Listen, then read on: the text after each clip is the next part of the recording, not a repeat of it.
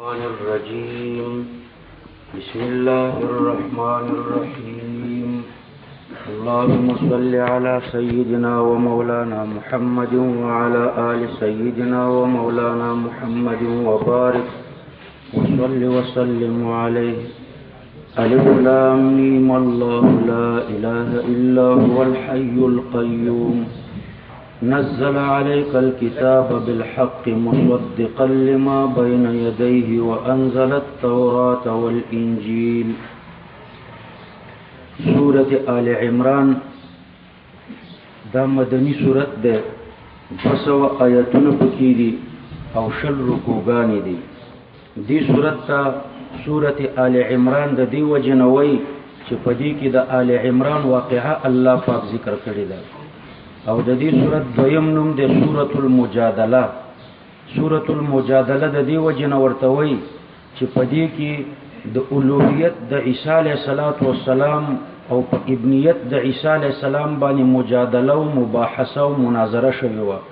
د رسول الله صلی الله علیه وسلم او د وفد د نجران په مابین کې مناظره او مباحثه شوې وه. نو سورۃ المجادله ورته وایي. په احادیثو کې سورۃ بقره او سورۃ آل عمران دواړو ته زهراوین ویلې شوي دي. زهراوین یعنی دوه روښانه سورتونه. اوس سورتونه خو ټول روښانه دي، خو د دې دواړو سورتونو انوار او تجلیات صوفیه کرام فرمایي چې یو بل ته ورته دي، د یو بل سره مشابه دي. له دې وجې نه دې دواړو ته خصوصا زهراوین ویلی شو. په یو حدیث کې راځي چې اسم اعظم په 2 آیتونو کې دی. یو د سورۃ بقره په دې آیات کې چې الہکم الہ واحد، او دویم د سورۃ آل عمران په دغه اول آیات کې چې الله لا اله الا هو الحي القيوم. د دې سورۃ په مضامینو باندې د پوهېدلو نه مخکې د محمد ابن اسحاق رحمه الله دغه په سند باندې یو واقعه ده. هغه فرمایي چې د سورۃ آل عمران اولنی 3 آیاتونه دا د نصاراو د نجران په باره کې الله پاک نازل کړي دي. نجران دا په یمن کې د یو ښار نوم دی. په هغه وخت کې دا د عیسویانو غټ مرکز و. کله چې د رسول الله صلی الله علیه وسلم د نبوت خبر په ټوله دنیا کې خپور شو او د پیغمبر علیه السلام د نبوت چرچه خپره شوه، نو په دې وخت کې د نصاراو د نجران د دې علاقې نه چې په یمن کې یو ښار دی، نو د دې علاقې د عیسویانو یو وفد رسول الله صلی الله علیه وسلم ته د مناظرې دپاره راغی. دغه وفد 80 کسانو، 14 په دې کې غټ مشرانو، بیا په دې غټو 14 مشرانو کې 3 د دې ټولو مأوا او ملجأ وه، یعنې 3 بیا په دې 14 کې هم غټ مشرانو، او په دې 3 کې بیا د ټولو مشر عبدالمسیح نومېدو، د ده وزیر او مشیر ایهم نومېدو، او دریم په دوی کې د ټولو نه لوی پادري او لوی عالم د هغه نوم حبر او سقف. حبر یې ورته ویلې، سقف یې ورته ویلې، اصلي نوم یې ابو حارث ابن علقمه. دا 3 په دوی کې غټ مشرانو. د روم بادشاهانو به د ابو حارث ابن علقمه ډېر زیات احترام کولو. د دوی دا عقیده وه چې عیسی علیه السلام الہ دی او عیسی علیه السلام ابن الله دی، د الله زوی دی. نو دوی محمد صلی الله علیه وسلم ته د مناظرې دپاره راغله. دا 80 کسه دي، خو مناظرین پکې دغه 3 وه. یو عبدالمسیح، بل ایهم، او بل ابو حارث ابن علقمه. دا 3 د دوی مناظرین وه. دوی د عیسی علیه السلام په الوهیت هم یو څه دلایل ویلي، او د عیسی علیه السلام په ابنیت دوی ورته ابن الله ویلي. نو په ابنیت د عیسی علیه السلام هم خپل خیالي او وهمي دلایل پیش کړه. د عیسی علیه السلام په الوهیت خپل خیالي دلایل داسې پیش کړه چې عیسی علیه السلام به مړي راژوندي کول، او دا د الہ صفت ده. نو معلومیږي دا چې عیسی علیه السلام الہ ده. دویم دا چې یبرئ الاکمه والابرص، عیسی علیه السلام به د پیس مرض والا جوړول او مادرزاده ړانده به جوړول، او دا د الہ صفت ده. نو معلومیږي دا چې عیسی علیه السلام الہ دی. دریم دلیل دا چې عیسی علیه السلام به د غیب خبرې کولې. وانبئکم بما، زه تاسو ته خبر در کوم بما تاکلون وتدخرون، داسې آیات کې راځي چې کوم تاسو په کورونو کې خورئ او په کورونو کې ذخیره کوئ، زه د هغې خبر تاسو ته در کوم. نو د غیب خبرې به یې کولې. دا بل دلیل د الوهیت او د خدایي وای د عیسی علیه السلام دی. او بل دلیل دا ویلي چې عیسی علیه السلام به د خټې نه مرغان جوړول او هغه به ژوندي کېدل او په هوا کې به الوتل. نو دا درې څلور دلایل د عیسی علیه السلام په الوهیت باندې پیش کړل. او بیا ویلي چې ګوره دا شیان په قرآن کې هم ذکر شوي دي، دا څلور واړه. دا په قرآن کې شته چې عیسی علیه السلام به مړي را ژوندي کول. دا هم پکې شته چې د پیس او مادرزاده ړانده دا به د عیسی علیه السلام په لاس جوړېدل، د غیب خبرې به یې کولې او د خټې نه به مرغان جوړول او په هوا کې به الوتل. نو قرآن هم د دې اقرار کوي. لہذا قرآن هم د عیسی علیه السلام په الوهیت او په خدایي باندې وایي اقرار وکړو. دا دلایل په الوهیت د عیسی علیه السلام باندې پیش کړو. او یو څه دلایل په ابنیت د عیسی علیه السلام باندې ذکر کړو چې عیسی علیه السلام د الله زوی دی معاذ الله. نو یو دلیل دا پیش کړو چې عیسی علیه السلام بغیر د پلار نه پیدا شوی دی. قرآن کې هم دا ذکر دی چې عیسی علیه السلام بغیر د پلار نه پیدا شوی دی. نو چې بغیر د پلار نه پیدا شو، په دنیا کې پلار نه و، معلومیږي دا چې د پلار الله پاکو، نو ابن الله ورته ویلی. یو دلیل په بنوت د عیسی علیه السلام دا پیش کړو. او دویم دلیل په بنوت د عیسی علیه السلام باندې دا پیش کړو چې عیسی علیه السلام په زانګو کې خبرې کړې دي. او دا د ابن الله والی دلیل دی چې په زانګو کې خبرې وکړي نو دا بس ابن الله شو. د دلیل او د دعوی په مابین کې باندې مطابقت هم نه و، خو بیا به دا دلیل پیش کړم. دا دوه عقیدې وي. درېمه عقیده د دوی د تثلیث و چې خدایان درې دي. نو د تثلیث په عقیده استدلال وکړو. استدلال داسې وکړو چې الله پاک ځای په ځای صيغې د جمع استعمالي، فعلنا، امرنا، خلقنا، قضینا، دا ټولې صيغې د جمع دي او اقل د جمع درې دي. نو معلومیږي دا چې خدایان درې دي. دوی چې کله د خپلو دلایلو نه فارغه شو، دا مناظرین، نو بیا رسول الله صلی الله علیه وسلم ورته جوابونه ورکړو. د رسول الله صلی الله علیه وسلم جوابونه د ابن اسحاق په روایت کې داسې ذکر شو. محمد ابن اسحاق پیغمبر علیه الصلاة والسلام ورته جوابونه داسې ذکر کړو. الستم تعلمون انه لا يكون ولد الا وهو يشبه اباه. آیا تاسو په دې باندې نه پوهیږئ چې بچی د پلار مشابه وي، چې پلار انسان وي بچی انسان وي، پلار چې غوی وي نو بچی غوی وي، پلار چې ګډ وي بچی ګډ وي. خلاف الجنس چې کله پیدا شي دا د پلار او د مور توهین او تعذیبي، لکه د انسانانو نه چې مار او لړم پیدا شي، یا د انسانانو نه سپی پیدا شي یا پیشو پیدا شي، چې خلاف الجنس پیدا شي، دا خو د توهین د مور او د پلار، دا خو تعذیبي. نو الستم تعلمون انه لا يكون ولد الا وهو يشبه اباه. آیا تاسو په دې نه پوهیږئ چې بچی د پلار مشابه وي؟ نو دا عیسویان ورته وایي چې بلا، دا خو موږ منو چې بچی د پلار مشابه وي.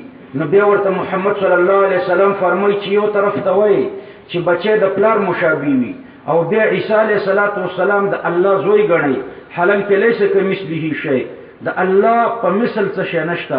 نو عیسی علیه السلام د الله مثل نه دی، ځکه عیسی علیه السلام ممکن او حادث دی، الله پاک واجب او قدیم دی. نو خلاف الجنس څنګه د الله پاک نه پیدا شو؟ بیا ورته رسول الله صلی الله علیه وسلم او فرمایل چې الستم تعلمون ان ربنا حي لا يموت وان عيسى ياتي عليه الفناء قالوا بلى. آیا تاسو په دې نه پوهیږئ چې زموږ رب حي لا يموت دی، ژوندی دی او نه مړ کیږي، او عیسی علیه السلام باندې یأتی علیه الفنا، په ده به فنا راځي، فنا به وروسته ور باندې راځي. نو دې عیسویانو ورته ویلي چې بلا، دلته ورسره ومنله چې په عیسی علیه السلام به فنا راځي، یعنی یو وخت به داسې راشي چې عیسی علیه السلام به په هغې وخت کې وفات شي. نو ګوره جنس بدل شو. نو عیسی علیه السلام څنګه خدای شو؟ په خدای باندې خو فنا نه راځي او په عیسی علیه السلام فنا راغله. ستاسو دویمه دعوه دا وه چې دا اله دی، په اله خو فنا نه راځي. دلته الزامي رد محمد صلی الله علیه وسلم ور باندې ونه کړو د عیسویانو عقیده دا و چې په د فنا راغلی ده او پیغمبر علیه السلام ورته دا ونه ویل چې په د فنا راغلی ده بلکې یأتی علیه الفنا وروسته به ور باندې فنا راځي الزامي ردی ور باندې ونه کړو ځکه په الزامي کې داسې مقدمات پیش کولی شي چې مسلم عند الخصم وي ولو که په نفس الامر کې باطل وي نو دا مقدمه کوي ورته پیش کړی وي چې عیسی علیه السلام باندې فنا راغلی ده ستاسو عقیده خدا ده چې دا په پانسۍ ختلی دی یهودیانو پانسي کړی دی او مړ کړی دی دا د عیسویانو دا عقیده وه نو که دا اگر چې په عیسویانو به الزام راغلی و خو نفس الامر مقدمات نه دي نفس الامر کې داسې نه و شوي بلکې عیسی علیه السلام الله پاک اسمان ته اوچت کړی نو رسول الله صلی الله علیه وسلم په الزام کې الزامن رد یې ونه کړو داسې مقدمات په خوله م رانه وسته چې هغه د واقع خلاف و اگر چې په دوی الزام راتلی شو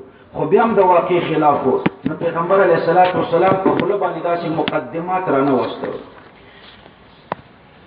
او کېدای شي چې نصارا هم دلته سکوت ته همدې وجې نه کړی وي چې همدومره موقع دوی غنیمت ګڼله که الزامي ردې پې کړی وی نو دوی به زیات ملامته شوی وي چې تاسو یو طرف ته عیسی علیه السلام ته خدای وایي بل طرف ته پې د پناه قایل یې نو دا موقع دوی غنیمت وګڼله چې یاره پناه زه آینده کې ورباندې راځي اوس ورباندې پناه نه ده راغلی او یا کېدای شي چې عیسویان مختلفې ډلې دي یو ډله په دوی کې د دې عقیده لري چې عیسی علیه السلام اسمان ته اوچت شوی دی نو د دوی به هم کېدای شي دغه عقیده وه وروسته به ورباندې پناه راځي د هغې نه وروسته ورته رسول الله صلی الله علیه وسلم وفرمیل الستم تعلمون ان ربنا قیم علی کل شیء یکلؤه ویحفظه ویرزقه قالوا بلا قال فهل یملک عیسی من ذلك شیئا قالوا لا پیغمبر علیه السلام ورته وفرمیل چې زموږ او ستاسو دا مشترکه عقیده ده چې زموږ رب چې دی قیم علی کل شیء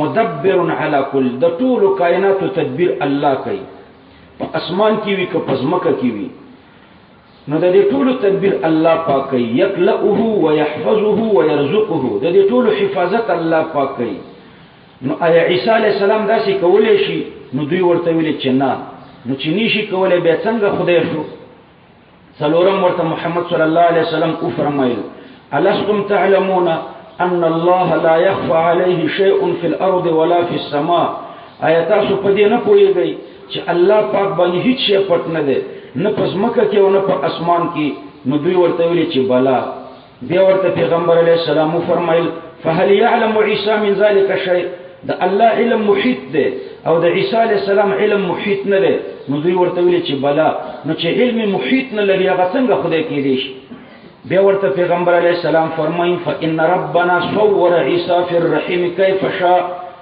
الله پاک د بیبي مریم په رحم کې عیسی علیه السلام ته خپل خوښ شوی شکل ورکړو نو د ظلماتو د رحم نه راوتلی دی ظلمات د رحم ورباندې تیر شوي دي او الله شکل ورکړی دی نو خدای ته خو څوک شکل نه ورکوي او د ظلماتو د رحم تیاری ورباندې نه تیریږي او په عیسی علیه السلام دا حالات تیر شوي دي نو دوی ورته ویلي چې دا خو ټیک ده نو دا څنګه خدای کېدی شي بیا ورته فرمایي الستم تعلمون ان ربنا لا يأكل الطعام ولا يشرب الشراب ولا يحدث الحدث قالوا بلا ورته فرمایي چې آیا تاسو دا عقیده نه ده زموږ او ستاسو خو دا مشترکه عقیده ده چې زموږ رب خوراک نه کوي او عیسی علیه السلام خوراک کولو الله پاک سکاک نه کوي او عیسی علیه السلام سکاک کولو الله پاک او دسمات نه کوي او عیسی علیه السلام او دسمات کولو دوی ورته ویل چې دا خو ټیک ده نو دا څنګه خدای شو چې او دسمات کوي خوراک او سکاک کوي وهم ورته پیغمبر علیه السلام وفرمایل الستم تعلمون ان عیسی حملته امه کما تحمل المرأه آیا تاسو په دې نه پوهیږئ چې عیسی علیه السلام د مور په ګیډه کې لکه یوه ښځه چې یو حمل د مور په ګیډه کې ګرځي بیا زیږي کما تضع المرأة ولدها ثم غذي بیا دته غذا ورکړی شوه لکه مور چې خپل ماشوم ته غذا ورکوي نو خدای داسې وي چې اول د مور په ګیډه کې وي بیا وزیږېږي بیا د مور تیره وي ثم كان يأكل الطعام ويشرب الشراب ويحدث الحدث قالوا بلا نو بیا ورته پیغمبر علیه السلام وفرمیل فکیف یکون هذا کما زعمتم نو دا به څنګه خدای شي او د خدای زوی بشي او دریم خدای بشي لکه څنګه چې ستاسو ګمان دی نو دوی حق وپېژندو فعرفوا ثم ابو به انکار وکړو الا جحودا. نو الله پاک دا آیاتونه د دوی پر رد کې نازل کړو چې الف لام میم الله لا اله الا هو الحي القيوم. دا آیاتونه الله پاک د دوی پر رد کې نازل کړو. الله پاک چې لا اله الا هو، نو دا خو د دې صورت واقعه شو. اوس د دې صورت ربط د ما قبل سره درته بیانوم. ګوره د سورته بقره ابتدا د کتاب الهی نشوي وا او دوه ډلې بیان شوې وي. یوې ډلې کتاب الهی منلو هدایت او ته هدل للمتقین، متقین په هدایت حاصل کړو، او بلې ډلې اعراض کړو غیر متقین ته هدایت نو. نو په دې سورته ال عمران کې الله پاک د دې کتاب هدایت ذکر کوي، نزل عليك الكتاب بالحق. نو ابتدا د دې سورته هم د کتاب الهی نشوي ده، او دام په دې صورت کې ذکر کیږي چې د سلیم طبيعت والو دا هدایت قبول کړو او زایغینو د محکمات په ځای باندې د متشابهات پیروي وکړه. دویم ربط دا ده چې په سورته بقره کې د منافقینو ذکر وو، دې صورت کې الله پاک د ملحدینو او د زنادقو ذکر کوي. زندقان او ملاحده چې د متشابهات او معناګانې د خپل خواهش مطابق کوي، دې ته زندق او ملحد ویل شي. دم په حکم د منافق کې ده. نو مخکې صورت کې منافقان او دلته زندقین او ملحدین دي چې د متشابهات او معناګانې د خپل خواهش مطابق ذکر کوي. دارنګه مخکې صورت کې زیات بحث د يهودو سره او په دې صورت کې زیات بحث د نصاراو سره ده. لکه دا صورت تقریبا ټول د نصاراو په باره کې ده او يهودو په وجود کې مقدمو، نو په بحث کې الله پاک د دوی بحث مقدم ذکر کړو. بل ربط دا ده چې د سورته بقره ابتدا او انتها د ابتداء په متقین او انتهای په متقین او مصلحین باندې و، او د دې سورته انتها په متقین او په مصلحین باندې شوې ده. نو دا د دې سورته د ما قبل سره ربط ده. الف لام میم الله، دلته الف لام میم په دې میم به تاسو فتحه ګورئ. نو په دې کې دوه قرأت دي. عاصم دلته میم ته سکون ورکړي او الله همزه قطعیه وي. الف لام میم الله هغه داسې تلاوت کوي، او جمهور علما میم ته فتحه ورکړي او دا همزه ساقطه الف لام میم الله وي. نو اعلان پکې کوي، اصل کې الله ده. حرکت د همزه ما قبل ته نقل کړي شو، میم ته نقل کړي شو. نو الف لام میم الله شو. دا دو قرأت دي پکې. الله لا اله الا هو الحي القيوم.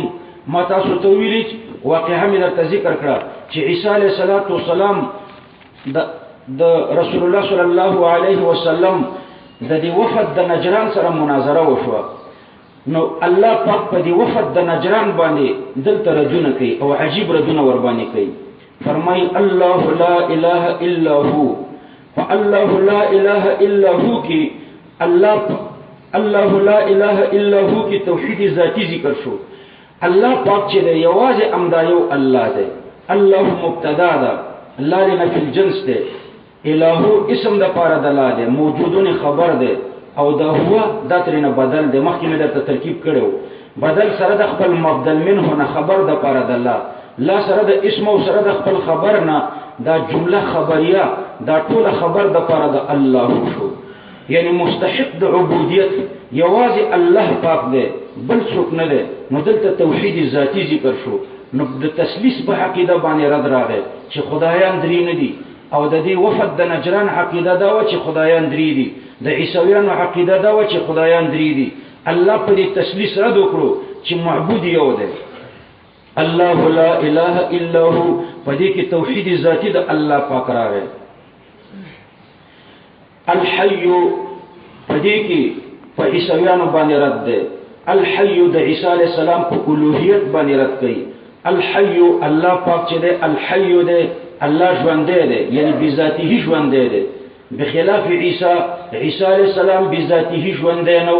د عیسویانو دا عقیده وا چې دا د مور په ګیډه کې ژوند ورکړی شو، بیا وزیږېدو او بیا مور ورته تی ورکولو او د اسماته کولو خوراک او سکاکي کولو نو بذاته ژوند نه دی بلکې الله ورته ژوند ورکړی دی او څوک چې بذاته ژوند نه هغه خدای نشي کېدلی نو عیسی علی السلام خدای نشي کېدلی خدای به هغه وی چې بذاته ژوند دی نو الحي کې په عیسویانو رد دی القیوم بل رد دی په عیسویانو الله پاک القیوم دی القیوم یعنی د ټول کائنات د وجود او د حیات باقی ساتون کې دی بخلاف عیسی علیه السلام عیسی علیه السلام د عیسویانو په عقیده کې مړ شوی دی يهوديانو پانسی کړی دی نو چې خپل مړ دی نو د ټول کائنات د وجود او د حیات باقی ساتون کې بڅنګ شي دا نظام بڅنګ باقی وساتي نو خدا شي چې دا نظام باقی ساتي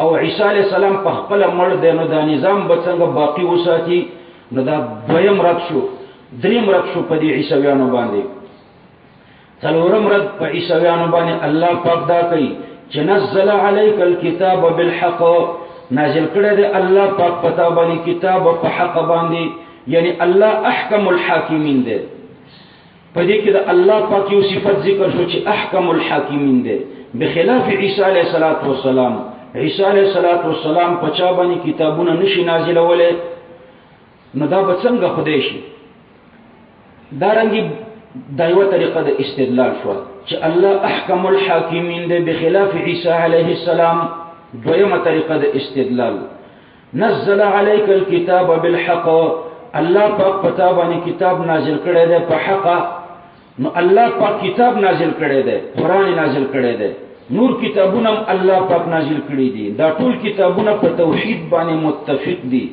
نو په ټول کتابونو کې عقیده د توحید ذکر شوی ده نو چې عقیده د توحید په ټول کتابونو کې ده نو څنګه عیسویان عقیده د تثلیث ساتي خدایان درې غني الله پاک او مریم بیبي او عیسی علی السلام دې دریو ته خدایان وایي وانزل الفرقان رست الله پاک ذکر کوي وانزل الفرقان دا بل رد په دې عیسویانو وانزل الفرقان د فرقان معجزات مرادو معجزات د دوه شیانو دلیل دی یو د الله د توحید او بل د انبیو د نبوت نو ګوره په دې کې د الله توحید ذکر کیږي نو تثلیث باطل په دې معجزات دا د الله د توحید دلایل دي دویم دا د ټولو پیغمبرانو د نبوت دلایل دي نبی خدای نشي کېده نو انزل الفرقان کې څومره شور باندې پنځم رد تقریبا او بل رد الله ذکر کوي والله عزیز ذو انتقام الله پاک چې د غالب د عزت والا دی ذو انتقام دا د عزیزون د فرحت په تفسیر دی صاحب د انتقام دی انتقام اخلي او د عیسویانو په عقیده کې عیسی علی السلام ذلیل شو يهوديانو پانسی کړو نو چې يهوديانو پانسی کړو نو دا څنګه خدای شو خدای په خو عزت وی عزت او ذلت خو سره نشي جمع کېدل نو والله عزیز ذو انتقام په دې کې بل رد شو په عیسویانو بل رد په عیسویانو باندې الله دا ذکر کوي ان الله لا يخفى عليه شيء في الارض ولا في السماء ور په دې کې رد ده د الله علم محیط ده او په خلاف د عیسی علیه السلام نام د عیسی علیه السلام علم محیط نه ده او د چا علم چې محیط نه یغه خدای نشي کېدل دا بل رد شو په عیسویانو بل رد ور باندې کوي هو الذي يصوركم في الارحام الله غزاد ده چې د مور پر رحم کې تاسو ته شکلونه درکې نو ګوره د ټولو دا عقیده ده چې ټولو انسانانو ته په شمول د عیسی علیه السلام الله پاک د مور پر رحم کې شکلونه ورکړي دي نو چې چاته د مور پر رحم کې شکل او صورت ورکړي شي او د مور د رحم د تاریکیو نه راوتلې وي هغه به څنګه الہ شي نو ورسته الله اجمالی نتیجه ذکر کوي خلاصه ذکر کوي خلاصه دا چې لا اله الا هو العزیز الحکیم بل معبود موجود نشته مگر یو الله دی العزیز الحکیم چې غالب او د حکمت والا دی نو تر دې پورې الله پاک د عیسی علیه السلام په عبدیت باندې دلایل او په بشریت دلایل پیش کړو چې دا د الله نبیو د الله بندو او بشرو او خدای نو نو ګوره ډېر قطعي دلایل الله پاک بیان کړو نو نصارا د نجران ملامت شو خو به ایمان نه راوړو انکار او جحود وکړو نو ګوره د دې صورت په ابتدا کې د اسلام درې اصول الله پاک بیانوي توحید رسالت او قیامت هو الذي يصوركم في الارحام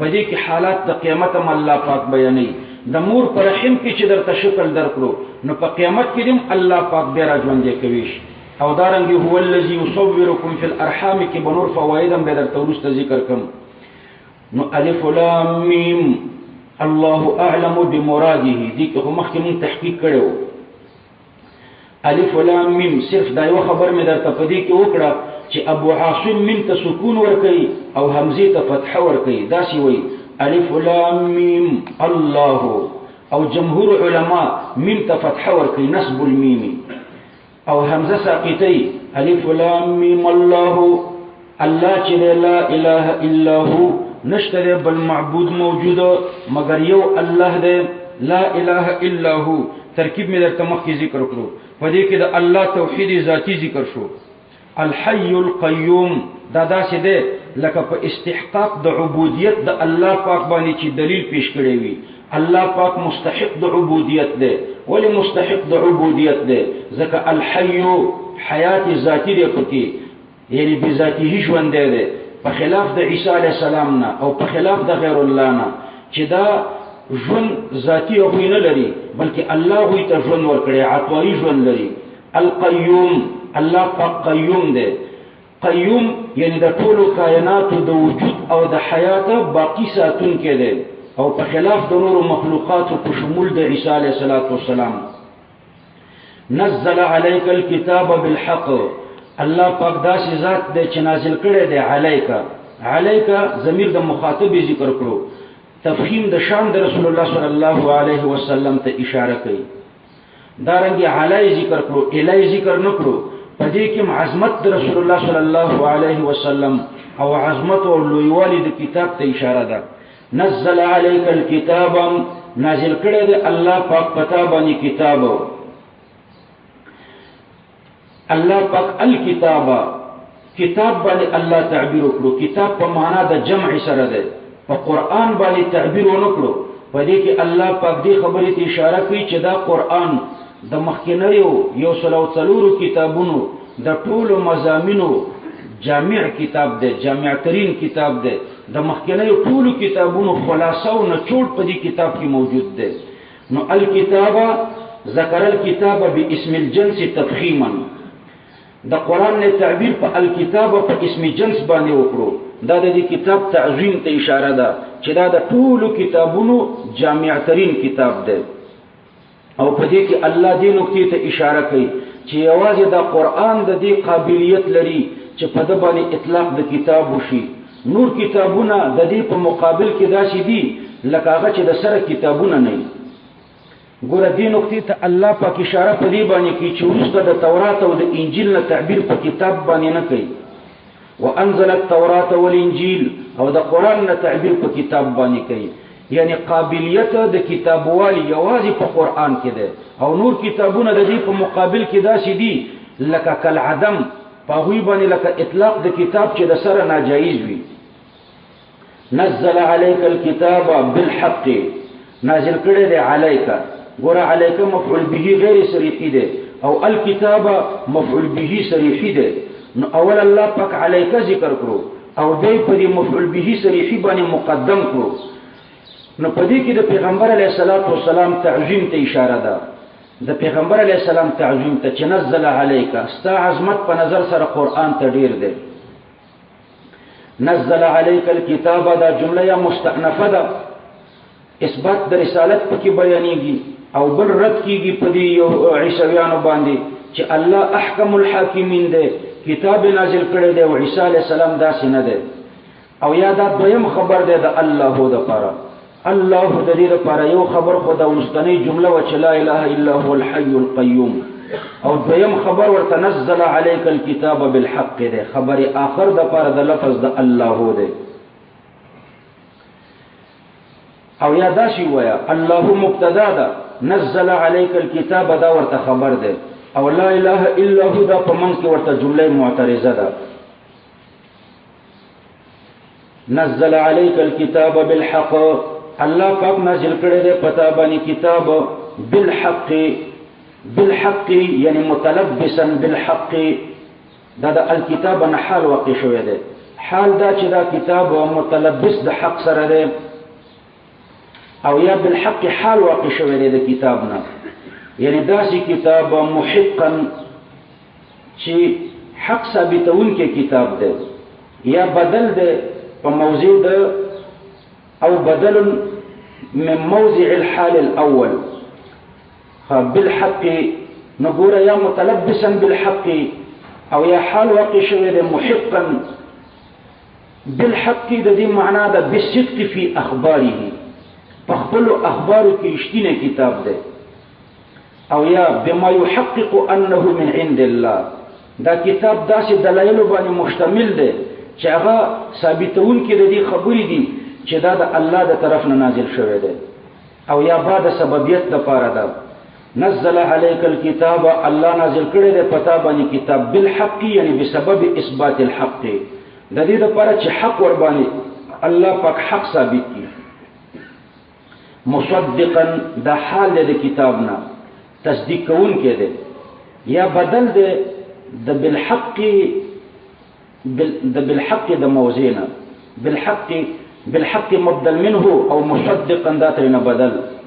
حال دا چې د تصدیق کون کې دی ما بین یدیه د هغه کتابونو د لپاره چې مخکې تیر شوي دي، الکتب الصالفه هغه کوم چې مخکې تیر شوي دي، لما بین یدیه مصدقا لما بین یدیه، لما بین یدیه دا ما بین یدیه مفعول به د لپاره د مصدقا دی، او لام پکې مقویه للعمل دی. وانزل التوراة، الله نازل کړی دی تورات، وانزل التوراة والانجیل، دا تعین د لپاره د ما بین یدیه دی. ما بین یدیه یو دو جزئیات الله ذکر کړو، یو تورات او بل انجیل، ما بین یدیه د دې دوړو نه عبارت دی. الله نازل کړی دی تورات او انجیل، منزل علیه ذکر نکړو ځکه دلته خبره په کتابینو کې ده، په من نزل علیه کې نه ده. وانزل التوراة، دا تورات او انجیل الله دفعتا نازل کړیو، لدی وجنه الله پاک تعبیر په انزل باندې وکړو. وانزل التوراة، تورات بعض علما وایي چې دا د ووریتن اصله ووریتن، اصل کې داسې ووریتن، فأبدلت الواو الأولى تاء، اول واو فتا باندې بدل، وتحركت الياء، واو خا دو واو دي وریتن، نو واو اول واو فتا باندې بدل، یا خو متحرک او ما قبل مفتوح، نو یا په الف باندې بدل شو، نو تورات ترنه جوړ شو. تورات ګوره اصل کې وریتون ده، من وریه فی کلام، توریه وکړه په کلام کې. کله چې خلق په کلام کې توریه او تعریض کوي نو خلق وایي وریتن، د توریه نه ده په کلام کې چې توریه راشي. نو په تورات کې رموز کثیره او رموز پکې ډیرو، د دې وجه نه تورات ته تورات ویل شي. وانزل التوراة، نازل کړو الله پاک تورات، په اصل کې وریتن ده، اول واو پتا بدل شو، او بیا متحرک ما قبل مفتوح یا په الف باندې بدل شو، نو تورات ترنه جوړ شو. والانجیل، انجیل بعض علما فرمایي چې د نجل نه ده، نجل الماء الذي ينزل من الارض، هغه ابو ته وایي چې د ځمکې نه راپوټیږي، چشمې چینې ته وایي. بعض علما وایي چې نجل په معنا د ظهر سره ده. انجیل تم ځکه انجیل وایي لانه مستخرج من اللوح، د لوح محفوظ نه راوتلی دی، را ظاهر شوی دی. او بعض علما وایي چې نجل توسع ته وایي. نو په انجیل کې د تورات په نسبت ډیره توسع وه، په انجیل کې ډیر شیان، تورات کې ډیر شیان حرام وو، په انجیل کې هغه حلال شو. یا انجیل د تناجل نه دی، تناجل تنازع ته وایي. عربان وایي تناجل الناس اذا تنازعوا، نو انجیل تم ځکه انجیل وایي چې په دې کې تنازعات ډیر وو. وانزل التوراة والانجیل، نازل کړو الله پاک تورات او انجیل من قبل، دا من قبلو د انزل پورې تعلق لري. من قبل یعنی د قرآن د نازلولو نه مخکې، من قبل یعنی من قبل نزول القرآن، د نزول د قرآن نه مخکې. هدن په حال کون د تورات او د انجیل کې چې دا هدایت ده. ګوره تورات او انجیل نه دا هدن حال واقع شوی دی. ذل حال دو شیان دي او حال په صيغه د مفرد باندې ذکر کړو لکونه مصدرا. هدن مصدر دی نو تسنیه او جمع پکې نه راځي نو الله پاک په صيغه د مفرد باندې ذکر کړو. او هدن حال دی، حال په ذل حال ور حملی نو هدن په معنا د هادین سره کوي، هدایت کون کې کتاب دی او یا به حمل مبالغتن کوي. هدل للناس داسې کتاب دی الله پاک فرمایي چې دا هدایت کون کې د لپاره د انسانانو د لپاره هدایت ده. هدل للناس او یو د هدایتونو د انجیل نه ده چې په پیغمبر علیه الصلاۃ والسلام به ایمان راوړل. نو په پیغمبر علیه الصلاۃ والسلام باندې ایمان راوړل دا یو هدایت ده د هدایتونو د انجیل نه. نو دا خلکو ته هدایت ده، خو نصارا او يهوديان دا هدایت قبول نکړو، په پیغمبر علیه السلام ایمان رانوړو. وانزل الفرقان او الله پاک نازل کړی دی الفرقان. نو الفرقان نه یا قرآن مراد ده.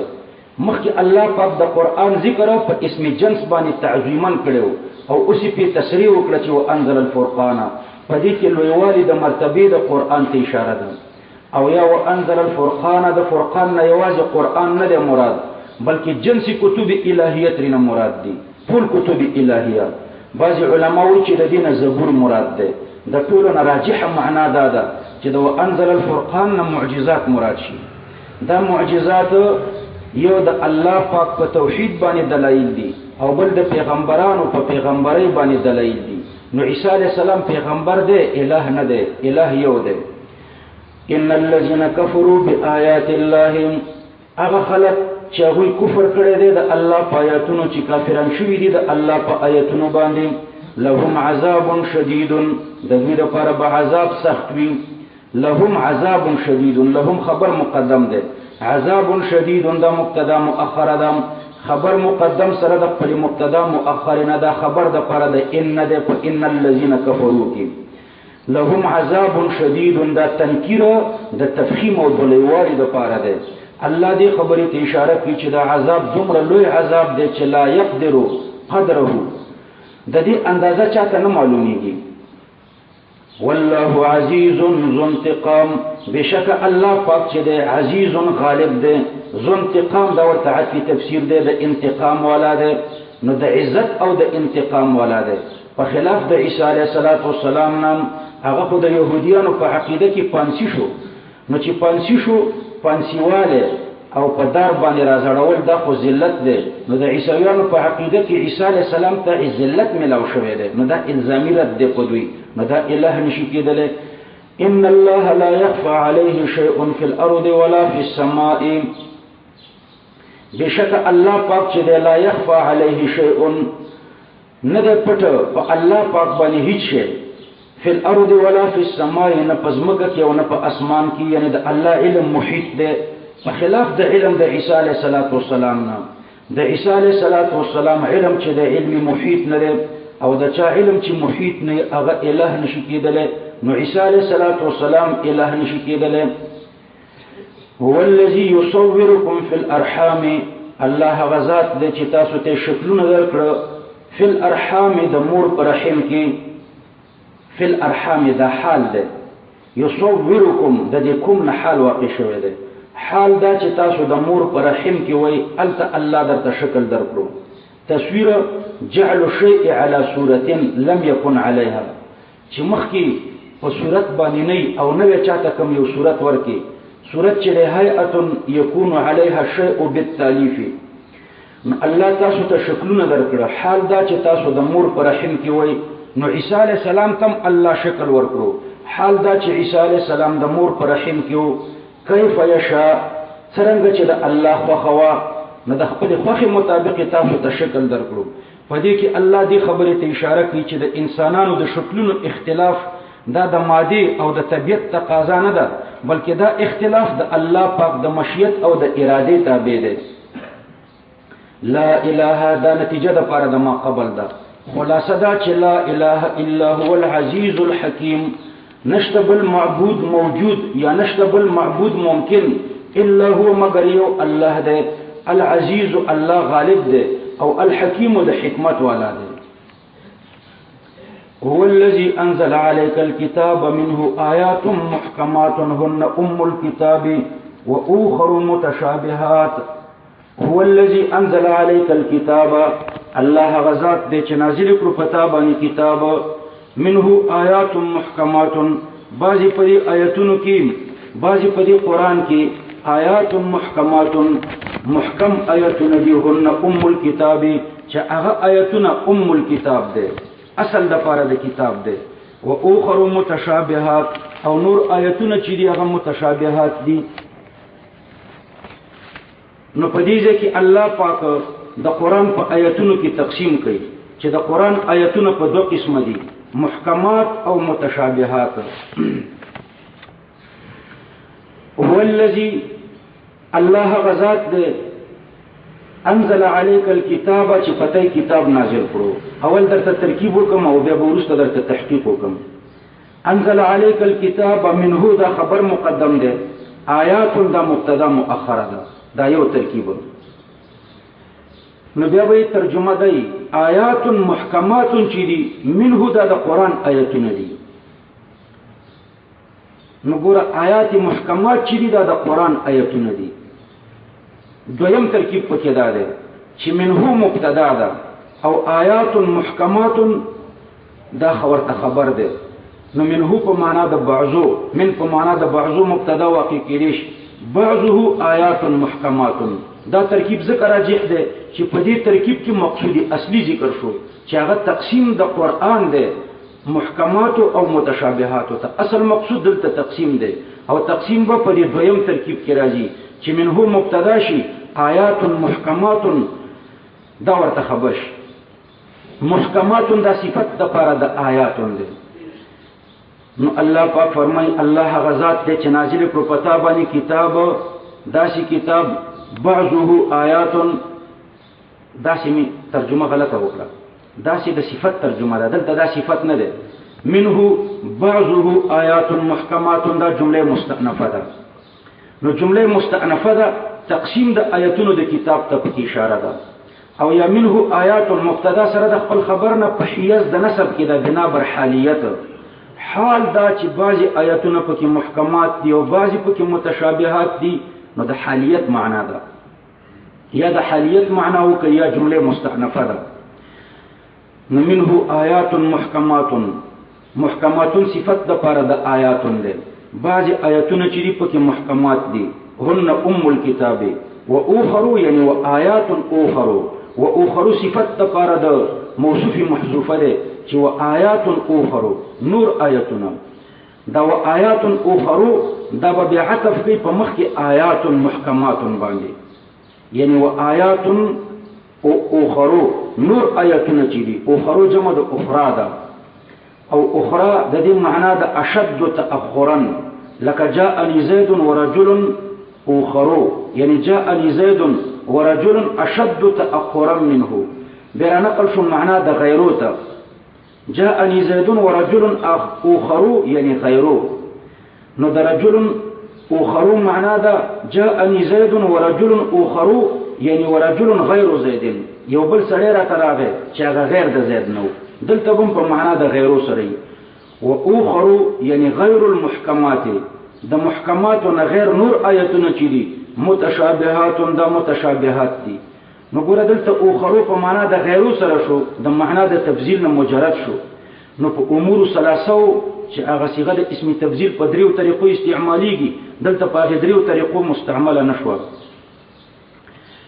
نو اخر متشابهات نور آیتونه چې دي الله پاک فرمایي دا متشابهات دي. په دې کې زه تاسو ته لږ مختصر غونې تحقیق کوم ان شاء الله چې بیا به تاسو ور باندې پوه شئ. دلته خو ما ډېر تحقیق د روح المانی نه را نقل کړی دی خو دا ټول چې بیانو 2-3 غنټې غواړي. مختصر تحقیق درته کوم د دې ټول درس خلاصه درته وایم. د محکمات دوه معناګانې دي او د متشابهات دوه معناګانې دي. د محکمات یو معنا ده محکمات هغه آیاتونو ته وایي چې معنی ظاهري باعتبار نفس اللغه یا باعتبار بیان الشارع یا باعتبار السیاق والسباق. محکمات هغه آیاتونو ته وایي چې معنی ظاهره او دا ظهور د معنی یا په اعتبار د نفس لغت سره یا په اعتبار د بیان د شارع سره شارع معنا بیان کړي یا په اعتبار د سیاق او د سباق سره نو چې معنی ظاهره دي ته محکمات ویل شي. دا خو د محکماتو معنا شو. پوه شو محکمات چاته ویل شي؟ هغه آیاتونو ته چې معنی ظاهره یا په اعتبار د نفس لغت یا په اعتبار د بیان د شارع یا په اعتبار د سیاق او د سباق سره. نو دا د محکماتو یو معنا درته ما ذکر کړه.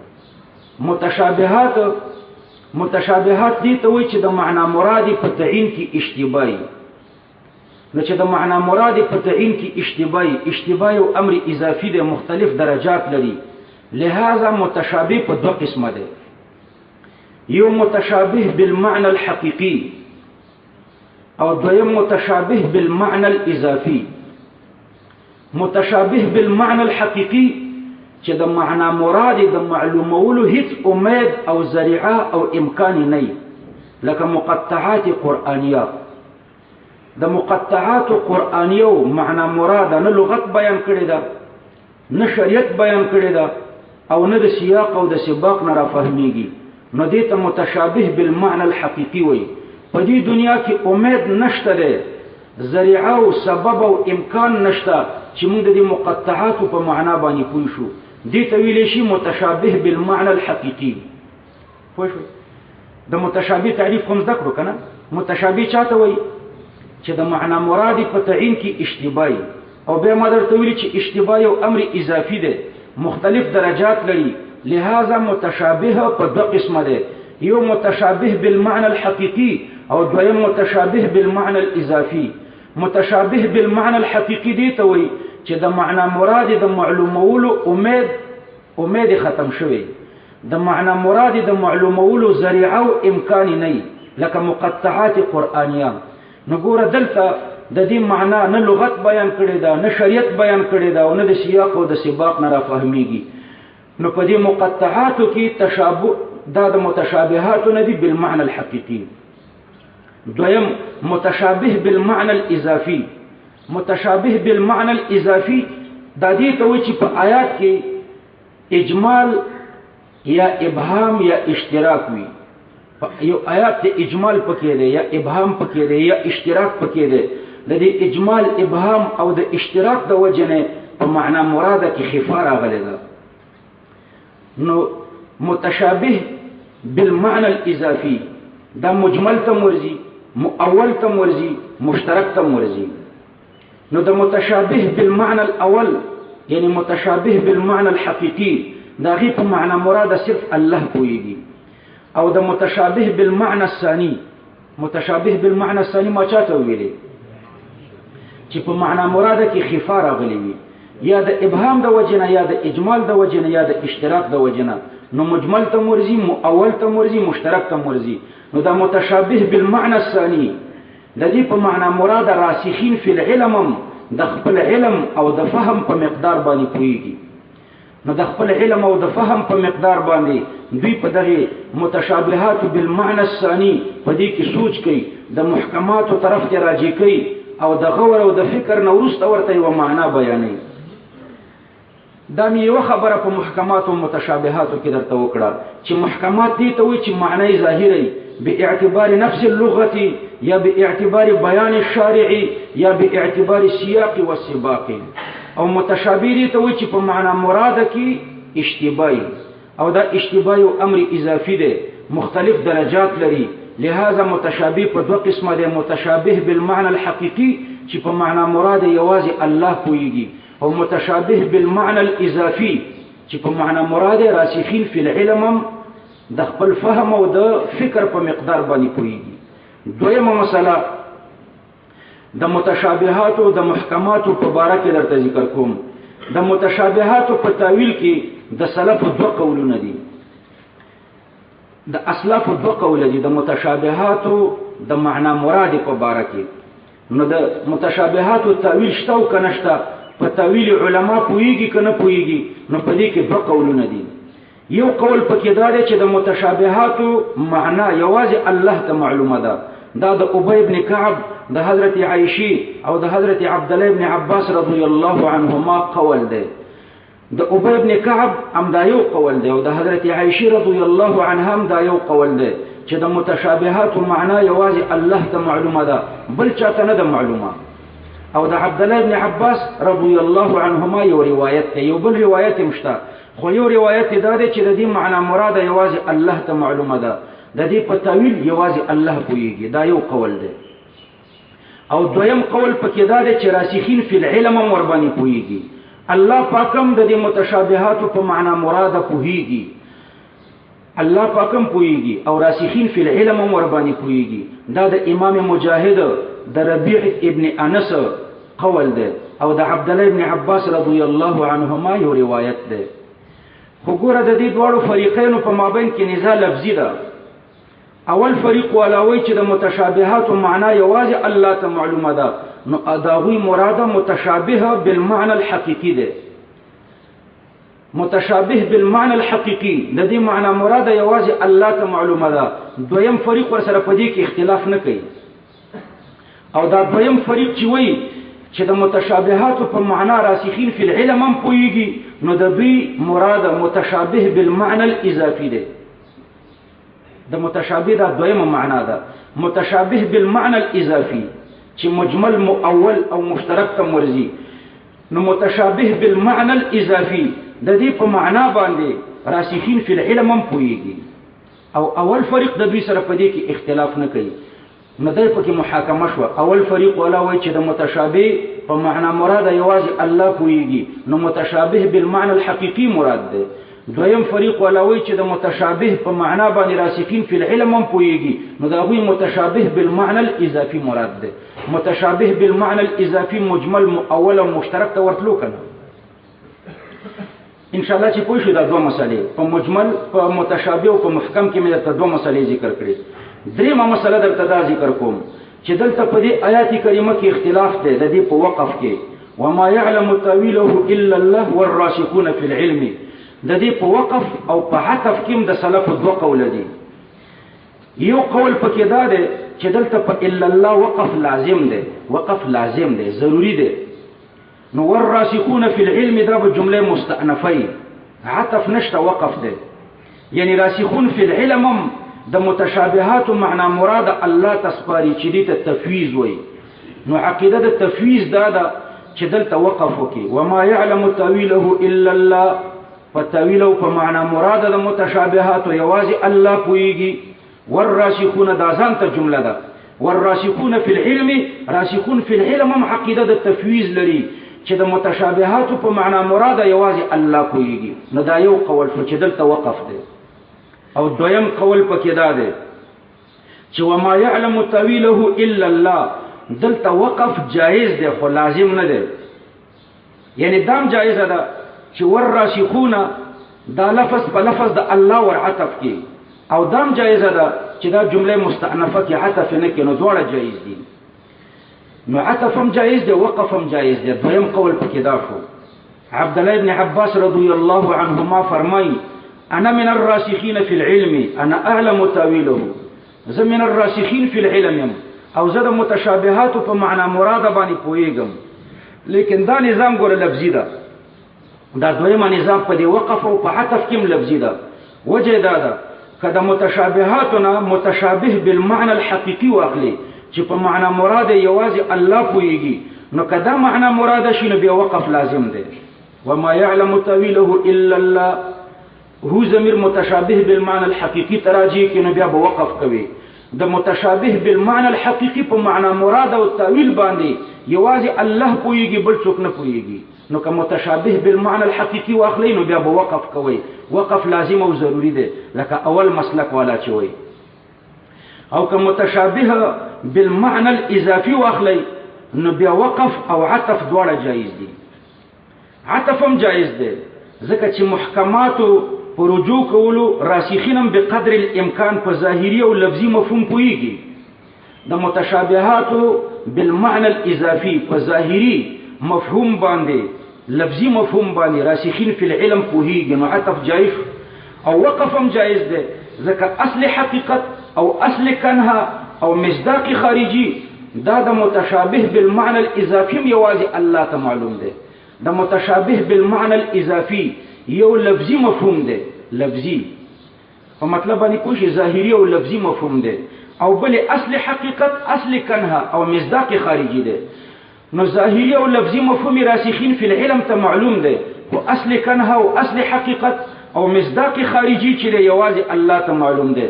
نو کدی ته ګوري چې په ظاهري او لفظي مفهوم راسخین پویږي نو عطف وکړه، او کدی ته ګوري چې اصل حقیقت او اصل کنها او مصداق خارجي د دې متشابه بالمعنى الاضافي یوازې الله ته معلوم دی نو بیا وقف وکړه. نو که متشابه بالمعنى الاضافي واخلي نو عطف هم جایز دی، وقف هم جایز دی. پوه شو ان شاء الله. څومره مسله شو؟ درېمه. څلورمه مسله درته ذکر کوم. دلته په دې آیات کې راغله وما يعلم تاويله. ګوره د تاویل دو معناګانې دي. د متقدمینو په تفاسیرو کې دا تاویل په معنا د تفسیر سره راځي. په تفسیر ابن جریر کې ځای په ځای تاویل په معنا د تفسیر سره مستعمل شوی دی. نو د تاویل یو معنا د تفسیر، دویمه معنا د متأخرینو ده. متأخرین د تاویل معنا کوي الانتقال من الظاهر الى خلافه. انتقالو کې د ظاهري مفهوم نه خلاف الظاهر ته لدلیل وقرینه لوجد الدلیل او د قرینه. نو انتقال د ظاهر نه خلاف الظاهر ته لوجد الدلیل او د قرینه د متأخرینو په اصطلاح کې دې ته تاویل وایي. که دلیل او قرینه نه وا او تا انتقال د ظاهر نه خلاف الظاهر ته کړو هغه ته تحریف وایي. او که دلیل او قرینه وا او تا انتقال د خلاف الظاهر د ظاهر نه خلاف الظاهر ته کړو هغه ته تاویل وایي. نو د تاویل او د تحریف په مابین کې دغه فرق دی چې د تاویل په صورت کې دلیل او قرینه وي او د تحریف په صورت کې دلیل او قرینه نه وي. خو دلته په دې آیات کې نه د متقدمینو اصطلاح مراده ده چې تفسیر دی او نه د متأخرینو اصطلاح مراده ده چې الانتقال من الظاهر الى خلاف الظاهر. بلکې دلته په قرآن کې چې تاویل ذکر شي غالبا د تاویل معناګانې د مخفي حقیقت ظهوري. تاویل چې په قرآن کې راشي نو معنی څه شوی؟ د مخفي حقیقت ظهور. یو معنی دی. دویمه معنی مصداق، دریمه معنی معال، څلورمه معنی انجام، پنځمه معنی نتیجه، شپږمه معنی حکمت، اوومه معنی غرض او غایه. غالبا په قرآن کې ورته دغه معناګانې د تاویل مستعملېږي. یو معنی د مخفي حقیقت ظهور، لکه الله پاک فرمایي هل ينظرون الا تاويله، دوی انتظار نه کوي الا تاويله. دلته د تاویل معنا ده د مخفي او د پټ حقیقت ظهور. نو دوی انتظار دی ته کوي چې دا پټ حقیقت را ظاهر شي. دارنګه عبد الله ابن عباس رضی الله عنهما ته رسول الله صلی الله علیه وسلم دعا وکړه چې اللهم علمه الحکمه اللهم فقهه في الدين وعلمه التاويل. یا الله فقه في الدين ورکا وعلمه التاويل وعلم د تاویل ورکا، یعنی مخفي حقیقت ورته را ظاهر کا. نو یو معنی د مخفي حقیقت ظهور. دویمه معنی د مصداق، لکه الله پاک فرمایي ولما یاتهم تاویله. لا تر اوسه مصداق دوی ته نه دی راښکاره شوی، هغه مصداق هم مخفي حقیقت دی، لا تر اوسه هغه ورته نه دی را ظاهر شوی. نو مصداق دویمه معنی مصداقي، او دریمه معنی معال ده، څلورمه معنی انجام ده، پنځمه معنی نتیجه ده. معال، انجام او نتیجه دا تقریبا یو شی دي. الله پاک ګوره یو ځای کې ذکر کړي هاذا تأویل رؤیایا، هاذا تأویل. نو الته تأویل په معنا د معال، انجام او د نتیجې سره ده. دا زما د خوبونو معال او دا زما د خوبونو انجام او دا زما د خوبونو نتیجه وا. هاذا تأویل رؤیایا. دارنګ الله پاک فرمایي ذالک خیر و احسن تأویلا، یعنی دا خپل دی په اعتبار د انجام، د معال او د نتیجې. نو په معنا د انجام او د معال او د نتیجې سره راځي، او په معنا د حکمت سره راځي، او د غرض او د غایې سره راځي. لکه ذالک تأویل ما لم تستطع علیه صبرا. دا حکمت او غرض او غایه د هغه څه چې تا په طاقت د صبر نه لرلو. نو دلته به د تاویل معنی د مخفي حقیقت ظهور، دارنګه به د تاویل معنی مصداق. نو الله پاک فرمایي هو الذی انزل علیک الکتاب، الله هغه ذات دی چې نازل کړی دی پتا باندې کتاب. منه یعنی بعضه، دا اوس په دې آیاتونو کې تقسیم کړي. بعضی په دې آیاتونو کې الله پاک فرمایي آیات محکمات، داسې آیاتونه دي چې محکمات دي.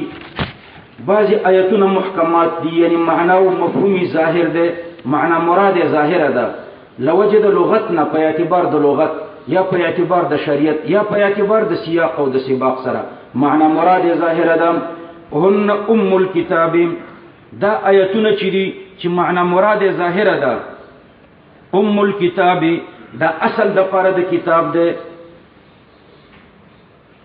و اخر متشابهات یعنی و آیات اخر نور آیاتونه چې دي متشابهات دي نو متشابهات په دوه قسمه دي متشابه بالمعنى الحقيقي او متشابه بالمعنى الاضافي نو دلته روح المانی زیات تحقیق کړی دی چې قرآن تقسیم د محکمات او متشابهات دا من تقسیم الكل الى اجزائه ده کمن تقسیم الكلي الى جزئیاته ده کمن تقسیم الكل الى اجزائه شي نو اول انزل عليك الكتاب دا الكتاب نه بیا ما بین الدفتين مرادي بیا لوی تحقیق ده پکې یا به جنس مرادي بیا په ام الكتاب کې هم داسې تحقیق ده هغه تحقیق تاسو ټول نه زده کیږي نو هغه خلاصې درته ما بیان کړم و اخر متشابهات او نور آیتونه چې د متشابهات دي دارنګه د محکم او د متشابه تقریبا شپږ تعریف روح المانی کړی دي او ما درته دوه تعریف وکړم دا کافی دي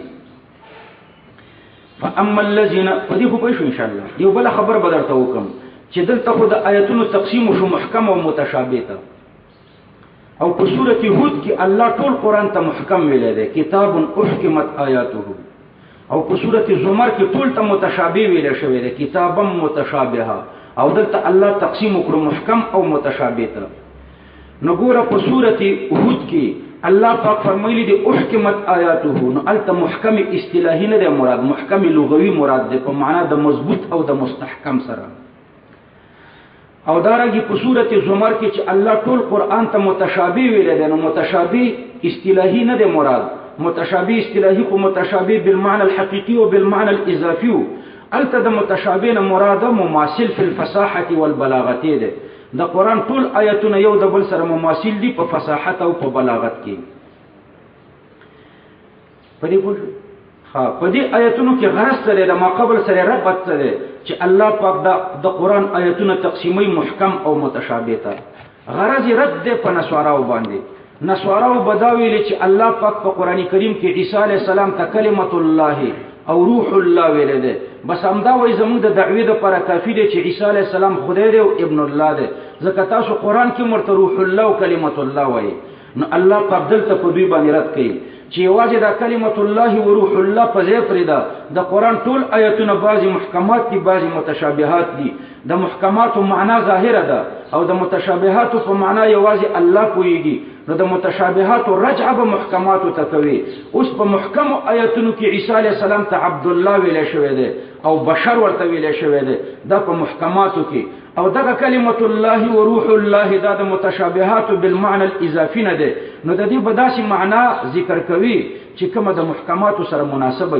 داسي معنا به ور سره نه ذکر کوي چې داغه د محکماتو سره تعارض راشي په محکماتو کې د تعبد او بشر ویل شوی دی نو داسي معنا به د کلمت الله او روح الله نه کوي چې هغه د بشریت او د عبدیت د عیسی علی السلام سره منافات لري فاما الذين في قلوبهم زيغ اغه خلق الله پاک فرمایي چې دا وی پزړونو کې زيغ یعنی میل من الهدى الى الكفر دا وی پزړونو کې میلان دي د هدایت نه کفر طرف ته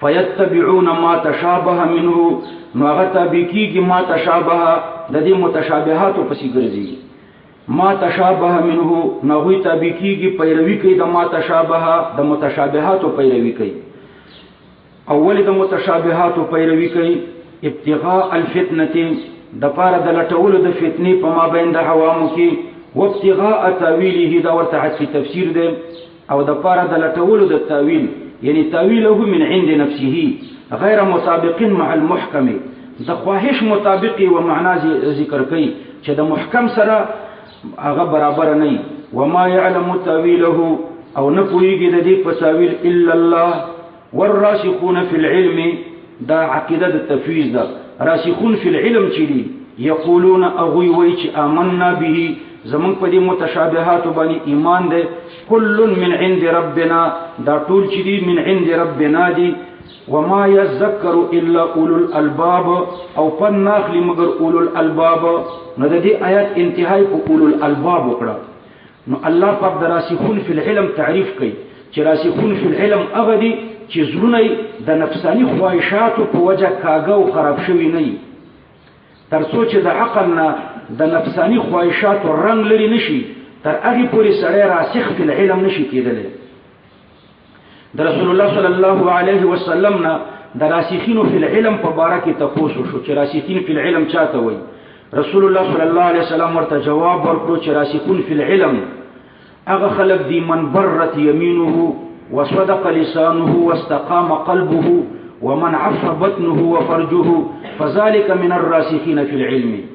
چې په قسم کې د بری وي، ژبه باندې رښتینی، زړه باندې مستقیمي، ګیډه د حرامو نه پاکي، فرجم د حرامو نه پاک وي، نو فذلك من الراسخین فی العلم. نو چې دا حال او قال د چاوي چې زړه د نفسانی خواهشاتو نه پاک وي، نو دې ته اولو الالباب او راسخین فی العلم وایي. د دې په مقابل کې زایغین دي. زایغین هغه خلق دي چې د نفسانی خواهشاتو د غلبې د وجه نه کاږه روان وي. ملحدین، زندقان، وابیان، بدعتیان، خوارج دا ټول په دې زایغینو کې داخل دي، ځکه دوی د متشابهاتو پسې ګرځي، د متشابهاتو د معناګانو پسې ګرځي.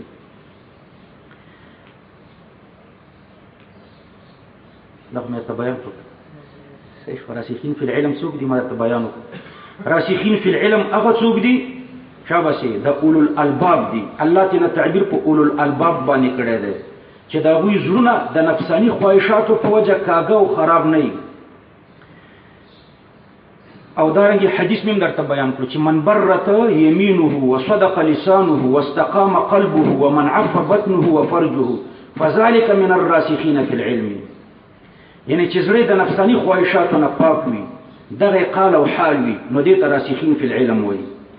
ربنا لا تزغ قلوبنا، یا الله پاکه مکه غو زموږ زړونه بعد اذ هدیتنا، بعد منصوب دی بنا بر ظرفیت، عامل پکې توزیغ دی. دا زه پکې سستیږم، مزه یم چې تحقیق وکم کوي نه کوم، خو بس به کوم انشاءالله چې دا تحقیق هم دومره بس دی کنه. خلاصه مې درته ذکر کړه. دې کې 2-3 ګنټې بیان دی. دا تفسیر د روزي برکت دی چې په یوه میاشت کې ویل کېږي، کنې دا د 5 کالو کې چې سړی ووایي نو اله ارمان پې پوره شي. ربنا لا تزغ قلوبنا، یا الله پاکه مکه غو زموږ زړونه بعد اذ هدیتنا، بعد منصوب دی بنا بر ظرفیت، عامل پکې توزیغ دی. بعد اذ هدیتنا ورسته دا غینه یا الله پاکه چې تا مونږ ته هدایت وکړو، وهب لنا، او یا الله پاکه هبه مونږ ته من لدنک د خپل جانب نه رحمتا. رحمتا د دې دوه معناګانې دي. یو معنی دا انعام مطلقا، مطلق انعام مونږ ته راکړه. دویمه ښه معنا ده التوفیق للثبات علی الحق. یا الله پاک مونږ ته هبه د خپل جانب نه رحمت، یعنی التوفیق للثبات علی الحق، توفیق د ثابت قدمۍ په حق. د دې توفیق را تراکه چې مونږ په حق باندې ثابت قدمه پاتې شو. من لدنک د حق پورې تعلق لري. من لدنک انک انت الوهاب، بشک یا الله پاک ته چې انک بشک ته، انت ته الوهاب وهبه کوونکی، انک انت الوهاب. ربنا انک جامع الناس، یا رب زمونږ بشک ته چې جامع الناس را جمع کوونکی د انسانانو، لیوم یعنی لحساب یوم، حساب د هغې ورځې ته لا ریب فیه چې په هغې کې شک نشته، لا ریب فی اتیانه. ان الله لا یخلف الميعاد، بشک الله پاک چې د مخالفت په وعده کې نه کوي. میعاد مصدر میمی ده، په اصل کې موعاد ده. بشک الله پاک چې د مخالفت په وعده کې نه کوي. میعاد اسم زمان هم نه ده، اسم مکان هم نه ده، بلکې مصدر میمی ده، په معنا د حدث سره ده. په وعده کې الله پاک مخالفت نه کوي. ان الذين كفروا لن تغني عنهم اموالهم ولا اولادهم. د دې ربط د ما قبل سره دا دی چې نسوارو د نجران ته حق ښکاره شو. رسول الله صلی الله علیه وسلم چې ورسره مناظره وکړه نو حق ورته بالکل ښکاره شو. اوس د حق د ظهور نه وروسته دوی د مال او د دولت په محبت کې گرفتار و، لدې وجه نه حق قبول نه کړو. محمد ابن اسحاق یو واقعه ذکر کړی ده. هغه فرمایي چې نصارا د نجران چې کله د مناظرې په نیت باندې مدینه منورې ته روان شو، نو د دوی لوی عالم ابو حارثه دا د قچرې نه وغورځېدو، نو د دوی ورورو کورز نومېدو. د کورز ویل تعس الابعد، هلاکت دی وی محمد صلی الله علیه وسلم مرادولو. تعس الابعد، هلاک دي شي ابعد، چې د وجه نه زمونږ د مشر د قچرې نه وغورځېدو. نو د مشر مولای ابو حارثه دی ورته وی بل تعست انت، ته دې هلاک شي. اتشتم رجلا من المرسلین، آیته یو پیغمبر ته کنځلې کوي. انه الذي بشر به عیسی، دا خو هغه پیغمبر دی چې عیسی علیه السلام د زیره ورکړو. وانه لفی التوراة، یو د ذکر په تورات کې شوی. والله انه النبي الذي ننتظره، قسم په الله چې دا هغه پیغمبر حق پیغمبر دی چې موږ ورته انتظار کولو. نو کورز ورته وایي چې نو فما يمنعك منه وانت تعلم هذا، بیا ولی ایمان پې نه راوړي، ولی مناظرې ته ور رواني او ښه خبرې چې دا د الله پیغمبر دی. نو ابو حارثه ورته وایي لان هؤلاء الملوك اعطونا اموالا كثيره واكرمونا فلو آمنا به لاخذوا منا كل هذه الاشياء. دغه بادشاهان چې دوی موږ ته ډیر مالونه راکړو او زموږ ډیر عزت یې وکړو، نو که اوس موږ په پیغمبر علیه السلام ایمان راوړو دا ټول مال او دولت برانه واپس والی. نو د کورز زړه ته ایمان نه نوتو، د قافلې نه جدا شو، د دې نه مخکې ځان مدینه منورې ته ورسولو او په پیغمبر علیه السلام ایمان راوړو. نو الله پاک فرمایي ان الذين كفروا الذين موصول کفروا ورته سله ده، جنس کافران مراد دي، جنس الکفره. دا جنس کافران چې دی الله پاک فرمایي لن تغنیا، هیڅ کله به دفع نه کی عنهم د دوی نه اموالهم، مالونه د دوی، اموالهم مالونه د دوی، ولا اولادهم او نه اولادونه د دوی. اموال مخکې ذکر کړو لأن الاموال اول عده يفزع اليها في كشف الكروب. سړي باندې چې تکلیف راشي نو اول رجوع مالونو ته کوي او دویم به رجوع اولادونو ته کوي. نو الله پاک فرمایي چې هیڅ کله به دفع نه کی د دوی نه، د دوی مالونه سړی د همدې سختې ورځې دپاره ساتي، خو په دې سخته ورځ کې به دا مالونه د دوی په کار رانشي. ولا اولادهم او نه اولادونه د دوی. په مهمو کارونو کې خلک خپل بچي استعمالوي، خو دلته به په دې مهم کار کې د دوی بچي نشي استعمالېدی. من الله، د الله د طرف نه، من الله من د پاره د ابتدا د غایې دی، یعنی من عذاب الله. نو حذف د مضاف پکې وکړه چې ابتدا د غایې د پاره ګرځي. دفع بنه کې د الله د عذاب نه شیئا منصوب دی بنا بر مصدریت، د تغنی د پاره مفعول مطلق دی، یعنی شیئا من الاغناء، معمولی دفع بمرانه ولید الله د عذاب نه. واولئک مشار الیه کفار، د دوی مالونه او اولادونه دي. دا کافران د دوی مالونه او اولادونه چې دي هم وقود النار، دوی خاشات د اور دي. کدأب آل فرعون، کدأب دا خبر د پاره د مبتدا مقدرې ده، حالهم کحال آل فرعون، د دوی حال چې د پشان د حال د فرعونیانو ده. حالهم مبتدا، کدأب آل فرعون یعنی کحال آل فرعون دا ورته خبر، مبتدا سره د خپل خبر نه جمله مستأنفه ده. لکه سائل چې سوال کړي چې ما سبب هذا، ولی مالونه او اولادونه دوی د الله د عذاب نه نشي خلاصولای. د دې